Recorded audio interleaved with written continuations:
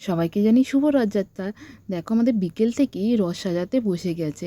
আমাদের ফুল মিষ্টি সব কেনা হয়ে গেছিলো, তারপরেও মনে হয়েছিল গাছের ফুল দিয়ে রথটা সাজালে কেমন লাগে। আর এই সবে এক্সপার্ট হচ্ছে আমার মেজদি। দেখো ও সমস্ত কিছু ওর হাতের সামনে সব দিয়ে দেওয়া হয়েছে, আর ও নিজের মতন করে রথটাকে সাজাচ্ছে।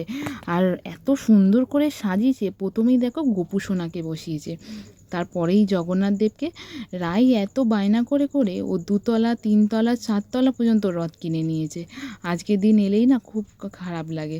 আমরাও ছোটোবেলায় এরকম বায়না করতাম মাকে, যে আমাদের রথ কিনে দাও আর এরকমভাবে সাজিয়ে দাও। আবার একটা বছর পর রথ টানতে পারবো, এই কারণেই মাকে জ্বালাতাম। আর এখানে দেখো ও তো রেডি হয়ে গেছে, ওকে যেন পুরো হলুদ পরি লাগছে।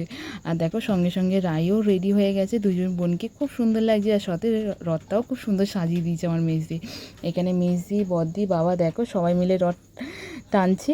আর দেখো সবাইকে বলি জয় জগন্নাথ। সবাই যেন ভালো থাকুক, সুস্থ থাকুক, আবার যেন পরের বছর এরকমভাবেই দিনটা কাটাই। Bye bye, tata.